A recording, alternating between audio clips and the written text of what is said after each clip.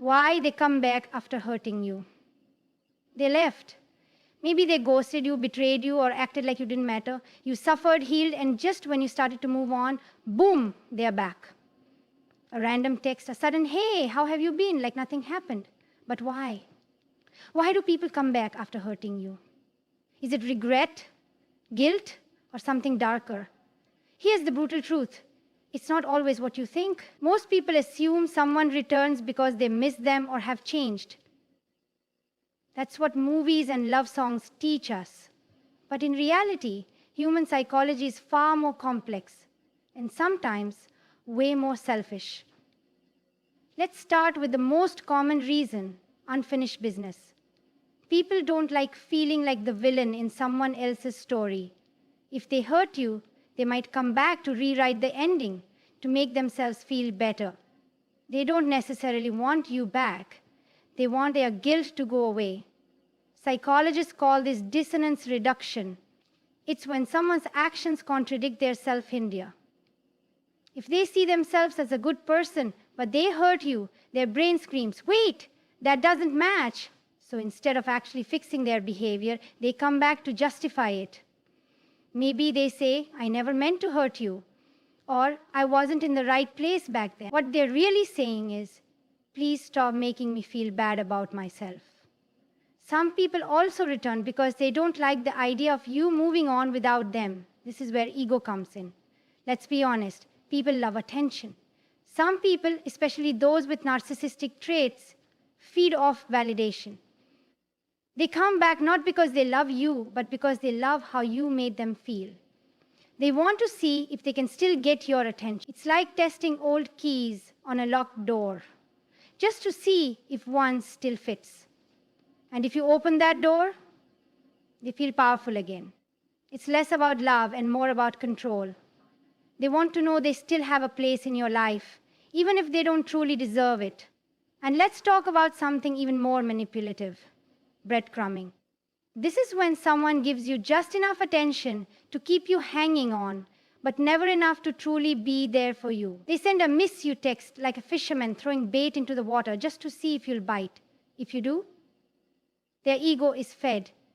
If you don't, they move on, no harm done to them.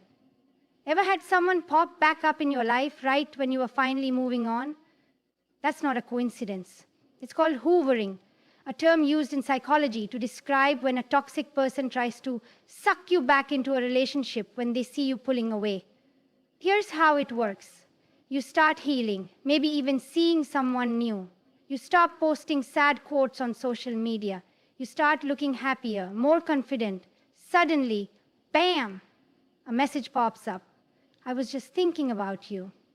Not because they care, but because they sense they're losing control over you and they can't stand it. Then there's fear of losing access. Some people keep certain people in their lives as emotional security blankets. They may not want to be with you, but they don't want to completely lose access to you either. It's like having a backup plan. They don't really want to commit to you, but they don't want to see you with someone else. They don't really want to be in your life, but they don't want to be erased from it either. So they reappear just enough to make sure you don't fully shut the door on them. And let's talk about something even more twisted: manipulative nostalgia. Have you ever noticed how when toxic people come back, they always remind you of the good times? They don't mention the fights, the tears, the nights you stayed up questioning your worth. No. They bring up the inside jokes, the fun trips, the moments that made you smile. Remember that time we stayed up all night talking about our dreams? I just heard our song today and it made me think of you. They are not bringing this up because they miss you. They are doing it because they want you to miss them. They want you to forget the pain and remember the connection. Because if you remember the connection, you're more likely to give them another chance. And let's not forget about loneliness and boredom. This is one of the most common reasons people come back. Sometimes it's not about love, regret, or even manipulation. Sometimes they are just lonely. They don't have anything better going on, and they know you were once a source of comfort. This happens a lot with people who hop in and out of relationships. When they're entertained or distracted, they're gone. But the second things slow down, they come running back until something better comes along again. Now, let's talk about regret, real or fake. Some people do come back because they genuinely regret their actions. But here's how you can tell if their regret is real or just another form of manipulation. Fake regret looks like this. They say they're sorry, but they don't take responsibility. I was going through a lot back then. They focus on how they feel, not how you felt. I've been feeling so guilty. They want instant forgiveness without proving they've changed. Can't we just start fresh? Real regret looks like this. They acknowledge exactly what they did wrong. They apologize without making excuses. They show through actions, not just words, that they've changed. But here's the thing. Regret doesn't always mean they are right for you. Just because someone feels bad for hurting you doesn't mean you should take them back. At the end of the day, people come back for all sorts of reasons. The real question isn't why they come back. It's why you'd let them. If you found this eye-opening, watch this next video. It'll change how you see relationships forever. When someone who hurt you comes back, your response matters more than their reasons. Because let's be real, just because they return doesn't mean they deserve a second chance. So what should you do when they show up in your life again? Should you hear them out? Shut the door completely? Give them another chance? Let's break it down. First, before even thinking about responding, you need to ask yourself one question. Why did they leave in the first place? Did they disappear when things got hard? Did they betray you? Did they leave because they weren't ready for a commitment? Or were they playing games with your emotions? The reason they left will give you major clues about why they're back. If they left because they weren't ready, that's one thing. If they left because they didn't respect you, that's another. And if they left because they thought the grass was greener on the other side, but realized they made a mistake, that's not your problem to fix.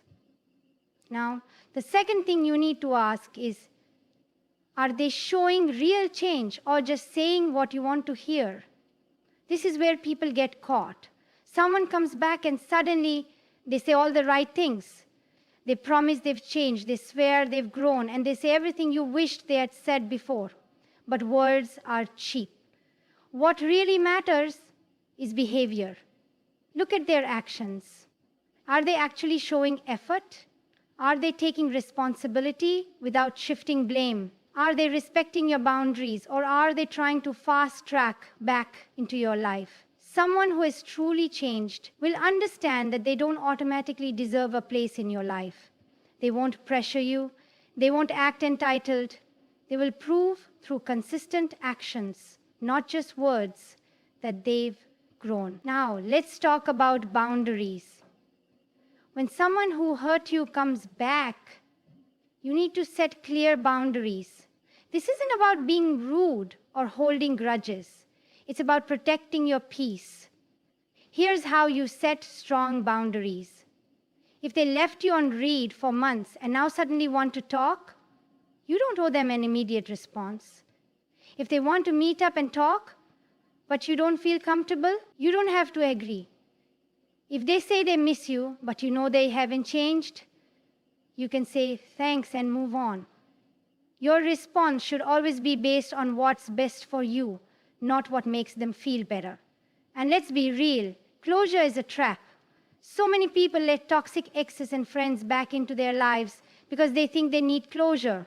But most of the time, closure is just an excuse to reopen a wound. Think about it. If someone ghosted you, do they really deserve a long conversation about why that was wrong? If someone played games with you, are they really going to give you an honest answer about why they did it? Probably not. Instead of waiting for closure from them, give closure to yourself. The fact that they hurt you and left, that's all the closure you need. Now, let's talk about the trap of nostalgia. When someone comes back, your brain might start remembering the good times, the laughter, the deep talks, the connection. But nostalgia is selective memory. It highlights the best moments and blurs out the pain. So when that I miss you text pops up, don't just remember the good parts. Remember the nights you cried. Remember the anxiety. Remember how they made you question your worth. Because if they haven't truly changed, history will repeat itself. Now, should you ever take someone back, here's the truth. Not everyone who hurt you is a toxic person. Some people mess up, learn from it, and genuinely want to make things right. But here's how you tell if it's worth it. 1, time has passed, and they've actually worked on themselves. 2, they're not just saying the right things, they're proving it with consistent actions. 3, they take full responsibility with no excuses. 4, they respect your boundaries and don't pressure you. 5, you're not just taking them back out of loneliness, guilt, or fear. If they don't check all 5 of those boxes, they don't deserve another chance. At the end of the day, you don't owe anyone access to your life just because they suddenly realize your value. So when they come back, you don't have to be cruel. You don't have to get revenge. You don't even have to respond. You just have to remember your worth and act accordingly. Now, if you want to understand how to stop falling for toxic people in the first place, watch this next video. It'll open your eyes.